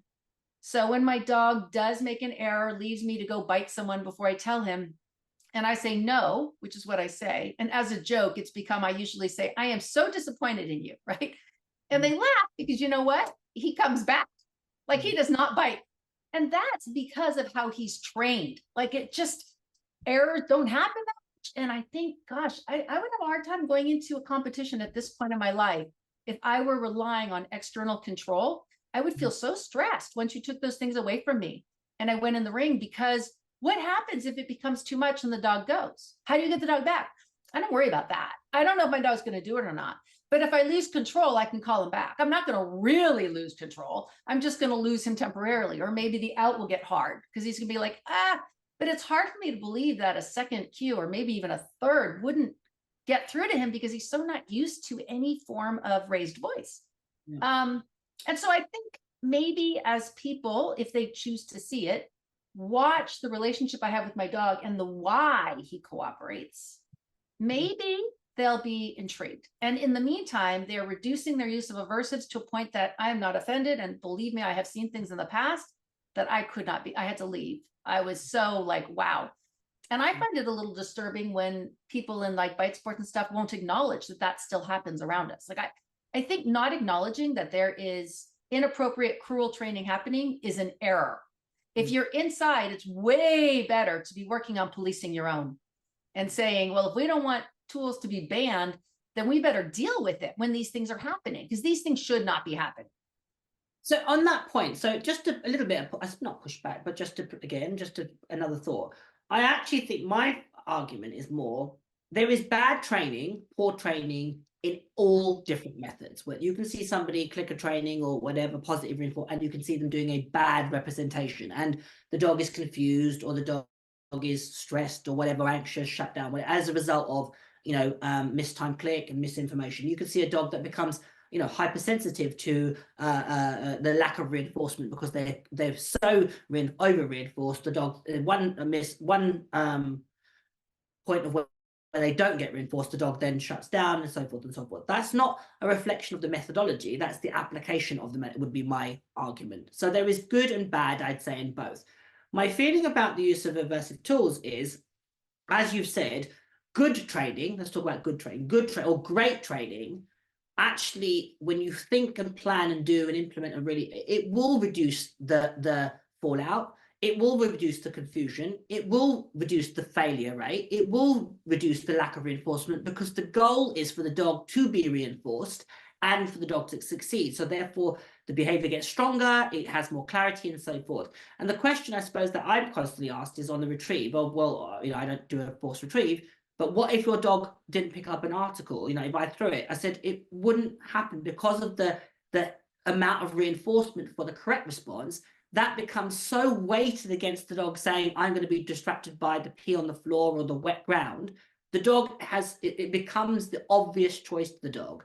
And then the game is to see if I can almost test how much value the dog. Can I make the dog make a mistake? Can I challenge it and see if I can find the hole, the gap, etc.? And once I've identified a gap, now it's a case of, right, now I've got a Rubik's Cube to unravel. And that's the bit that, to me, is so invigorating and is interesting and is stimulating. When you know, how do I get around this problem? How do I, and that, I think, is where that I would want people to be open to. That it is, I am more enthused about my training probably now than ever, because I think there is endless possibilities to overcome a problem. Like, oh, how would I teach a food refusal? How would I teach an object guard? How would I teach a blah, blah, blah? And I think, for me, I find that especially, and I would almost call out to people that have been using aversives for a long time, or today, let's say trained traditionally. I know that I got to a point, I don't know whether you felt this, where it's a bit like, well, I know how to do that, and I had success. It's like, oh, it's all a bit samey. I'll just go and get another dog and do the same. To me, I suppose for me, it's the joy of going, oh my God, this is new stuff. And it's like going back 20, 30 years. I'm like reinvigorated, because I go, it's like there is a new realm of possibilities. I've got new toys to play with. There's new information about training. And it's so, to me, that's, if you have been traditionally training, or you do traditionally train, honest to God, it will inject your level of motivation, enthusiasm, like through the roof, because it's like taking you back to when when you first got into this world. I don't know about you, but I mean, I'm still passionate about it, but it was so enthralling, of like, oh my God, how do they get the dog to do that? And I think once you get to a certain point, you're like, oh, I can see how they've done that, or that. Now it's like, oh, how would I train that behavior with the perimeters or the boundaries or the criteria that I've set, using the methods that I choose to train with? And to me, that's like, it's a whole Pandora's box of opportunity, which is really what I would say, to consider. you know. But yeah, it's really, really. How about you? What's your take? You mean you mix with people that do train differently with you, and you break bread with them, and you have conversations with them, and you have lunch with them, and you have dinner, and they're normal people, and you talk about, you know, their children and their stuff. You can humanize them. So where does that sit with you, and how do you I suppose, how do you straddle both camps, I suppose is the best way to put it. Well, one thing I have observed is that people don't like change no matter what they say. People always say they love to learn new things, but that's not true. People want to add on in teeny tiny increments to what they already know, or that's my observation. Especially if they're at that point in the journey, they're not just beginning, they're far enough along that they have a clue, but maybe not at the top where they're really open to, okay, I already know everything in my way, so now I can start adding. Which is kind of a little disappointing and an unfortunate reality of human beings, that we do enjoy a certain comfort zone. Yeah. And can get a little bit stuck there. Yeah. I wish that wasn't the case, but I accept it. So I'm pretty comfortable with the concept of incremental change for others. For myself, a lot of what you said really resonates because I'm fascinated by the possibilities. What I don't like is when I chase down the wrong angle for too long and realize it was a bad way to go. That's a little bit of a bitter pill sometimes, like, oh crap, I'm going to have to redo it. Like my position changes that are now at 2 years and counting. And I still haven't found my golden nugget. Like I always feel like I'm getting closer, but the process for me is quite interesting. And I know I have said to friends way back when they would run into a problem and they were contemplating aversives, and I'm like, all right, well, here's the things I'd look at. But the one thing I do say is just be aware that once you go there, you went there. So you kind of lose the problem solving element of it. Like, I know I could do this with an e-collar. I know that I could do a send out, lie down, and get the dog to lie down out there. It might be ugly, but anyway, I could do it. But then I lost an opportunity. And I think because I'm far enough along, I don't feel like driven to solve that problem because I believe I can solve it. I think when people are unsure that they can solve it another way, they're a little quicker to go to aversives. I'm pretty confident I can solve most problems. They may not get to 100%, but I feel pretty confident. And like you, I sort of enjoy the game of it.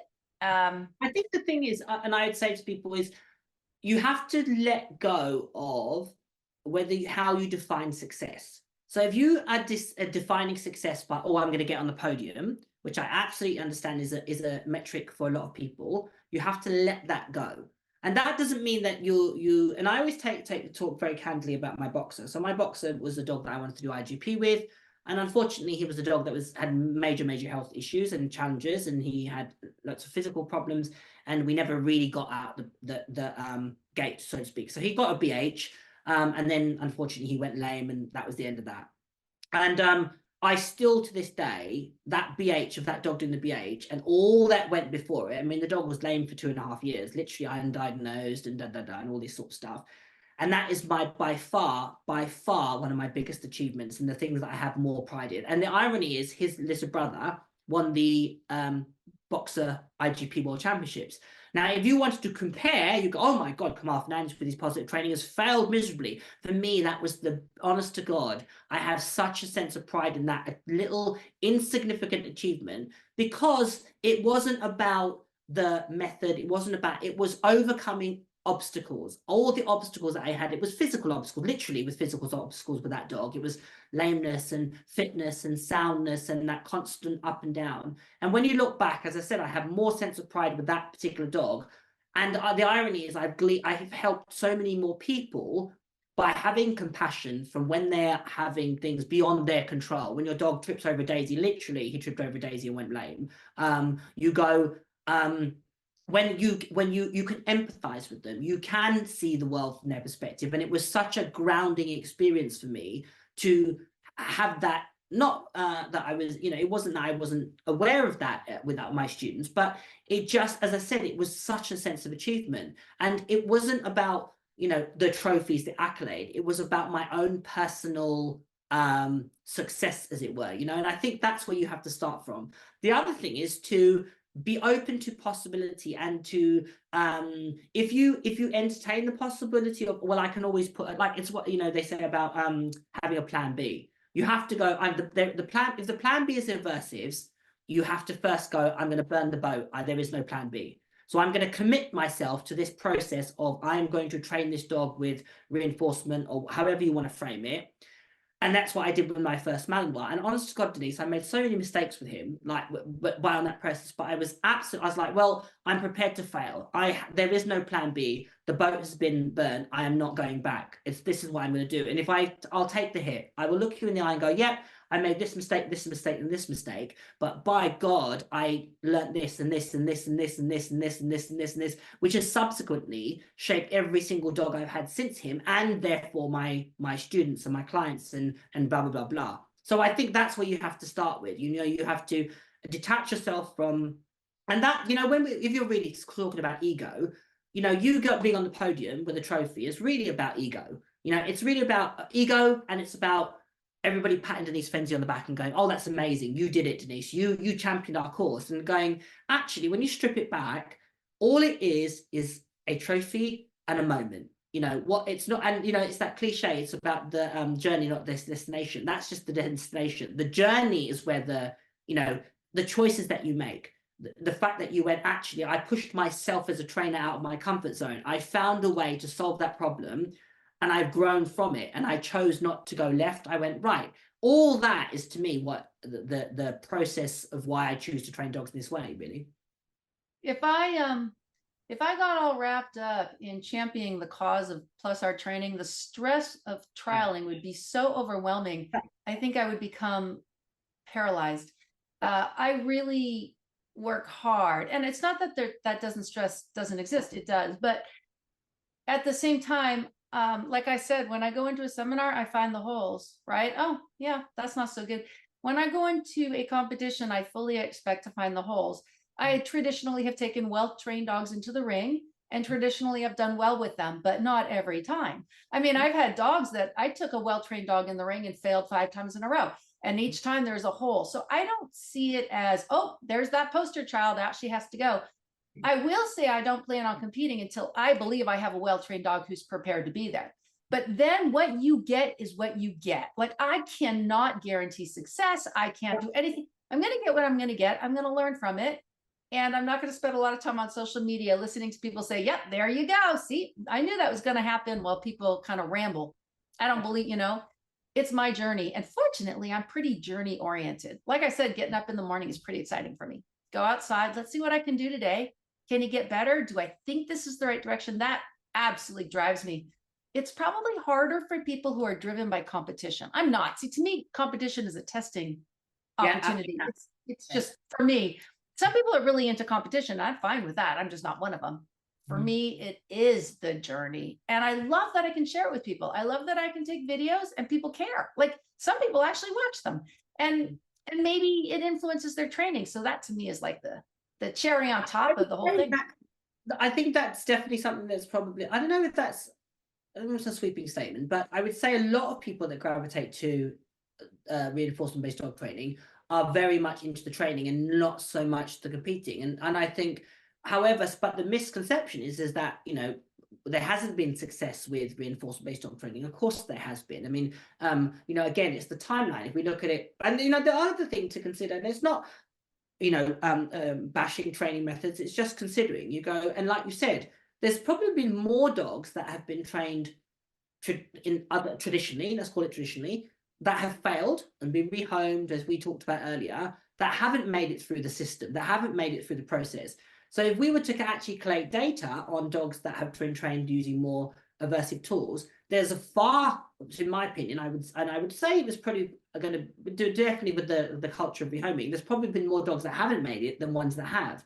So, the thing that I would say is there may be possibility that those dogs that might have not made it through the grade could have been trained differently and could have had a different approach and could have had you as a trainer try different techniques.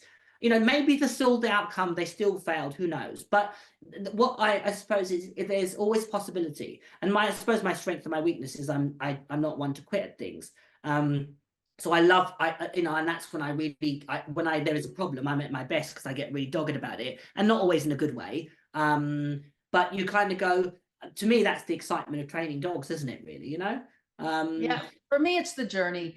I would say, though, to positive reinforcement trainers, I don't think that as a group, we should say things like, I could do it if I wanted to, because I hear that a little too often. And the problem with that statement, let me just tell to people who might be thinking that you could do it if you just wanted to, let me tell you that I want to, and I often fail. So I think it's really important to recognize that the gap between what we know as oh, this is how you train this thing, knowing something in theory on paper isn't the same as doing it to the level required to go to a dog show and compete. So I think it's best you stay a little quiet about that. The reality of preparing for competition is big. It's a lot bigger than what we know on paper.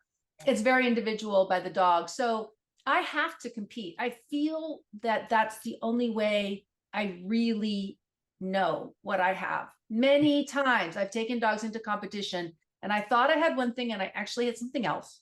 Yeah. And I think that's hard to know. So please, we as a community should not do that. And the other thing is, we as a community should not say that any one person's success proves anything. Besides that. Like, look at Petra Ford. She's like a machine. Any dog you hand her and she's whipping out every award on the planet. I am so impressed. And then we have to say, can the next person do it? I don't know. Are they Petra? Do they have her skills? Do they have her commitment? How about the dogs she selects for? There are so many qualities. And to tease that apart is impossible. Like you said earlier, it's a data point of one. It's an awesome data point. But in the same way that sometimes people move the goalposts away from us, we also need to be careful not to move them back in our direction. You did it, good for you. You did it with a given dog in a given sport at a given point in time. You'll probably have an easier route with the next dog just because you've got information, but it doesn't prove anything. It's just, you proved that you could do it with that dog, which is wonderful, and do that. But that's it. Yeah, I think we need to definitely, I'd say, and I think that with that proving entity, if as a community, if people can't do it themselves, then they look to people like Denise Fenzi. Well, Denise Fenzi is going to champion the course, or Kamal Fernandez is going to champion the course, or whoever, Susan Garrett's going to champion the course, and you kind of go, whoa, that's a heady expectation on those people's shoulders. You don't know that in a situation, you don't know, as I said, the dog might have X, Y, and Z wrong with it. It might have, dropped down dead, lost the leg, blah, blah, which would totally change the trajectory of that dog's potential, or potentially could. And I think that we need to just focus on training dogs in the way that you feel comfortable with, open the dialogue between various communities, because if you really say you are committed to changing the way, then it starts with conversation, and it starts with putting your spears down, getting rid of the battle lines, and having a dialogue, which I think to me is where you really have been, leading by example. And I hope that leading by example doesn't infer that you are the figurehead for all of us to operate. It's a case of Denise is showing the possibility. And to me, that's the greatest thing of watching your journey and your career from various perspectives. One as a friend, one as a colleague, one as somebody within, and one from afar, of saying how well you've weathered the storm and how you continue to, despite the ups and downs, you still are ever hopeful. I think that's the thing that I really take from you. I'm an optimist. I want to get back to Susan Garrett. Susan Garrett is maybe the first person who I would say was quite successful on a big stage at a time when compulsion was still the norm in all dog sports, even agility, dragging dogs through the weed poles. And Susan Garrett, she, in my opinion, turned the tide of what is possible in the world of dog training. So how did she do it? Well, she was winning. So she went out there, and not only was she winning, she made it possible for others to learn from her methods. So when she started, we didn't have this whole online thing. So she did it by writing books or teaching seminars and showing other people what's possible. And then people wanted what she had. They wanted the speed, they wanted the accuracy. Now they're open to listening. And she was not talking about what they were doing wrong. She was talking about what she was doing right and pulling people towards that. And now the way she trains, and I'm not talking about her techniques, I'm talking about her mindset, is the norm in the higher end of agility, which doesn't mean there aren't still pockets of people in agility dragging their dogs through the weed poles, because there absolutely are. But that model of influencing thousands and thousands of people is one we should hold. That it wasn't through browbeating others into what they were doing wrong, which doesn't mean she wasn't open about her thoughts. She was direct. She said, I don't like this. This is why I don't like it. This is what I think the results are. Here's what I think you should do instead. And she won in the sense of doing what I want to do, which is having an enormous impact on people and training. And the rest of us can learn a lot from that. So what her successes did, they didn't prove the method. They inspired others. And then the others proved the method, because now the weight of success was towards those methods and away from other methods. And that is what you can do. And that is what I can do.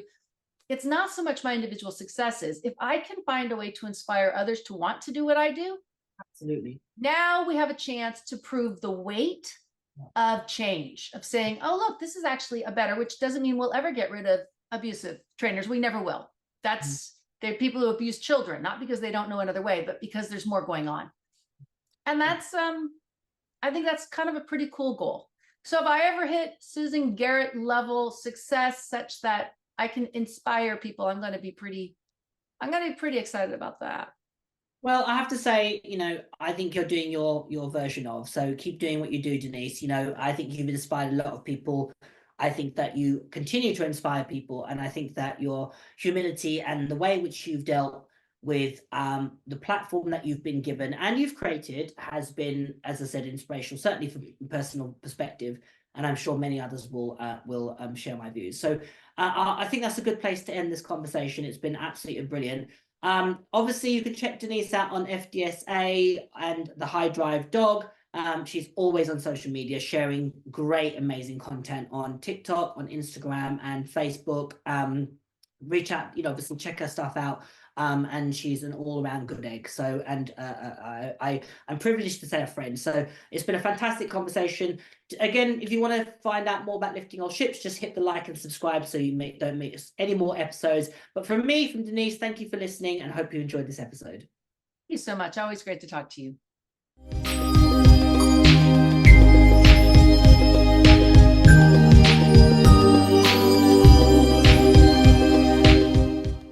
I hope you enjoyed this episode of Lifting All Ships. If so, make sure you hit like and subscribe. Remember, a rising tide lifts all ships.